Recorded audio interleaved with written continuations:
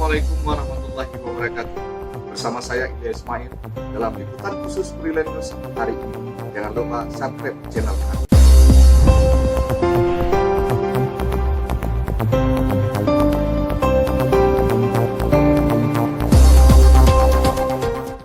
Pesisir merupakan daerah yang bersentuhan langsung dengan pantai dan laut.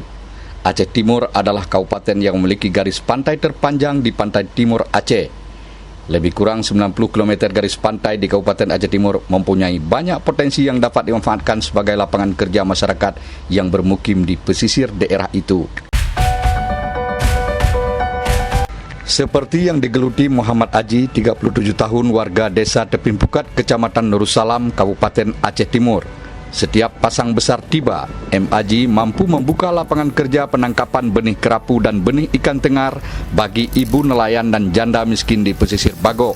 Dalam masa sepekan selama pasang besar, ibu-ibu nelayan daerah itu berhasil memperoleh jutaan rupiah dari hasil tangkapan mereka. Benih ikan kerapu dan ikan tengar hasil tangkapan nelayan daerah itu kemudian dibelinya dengan kisaran harga Rp300 sampai dengan Rp400 per benih.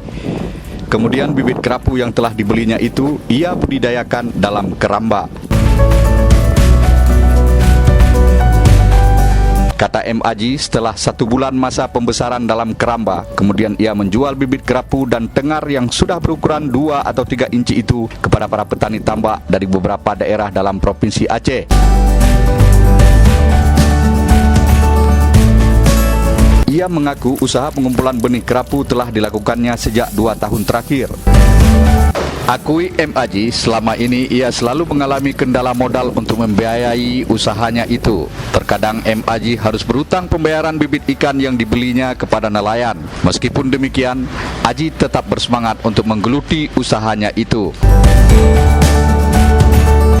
Ilya Ismail melaporkan dari Aceh Timur.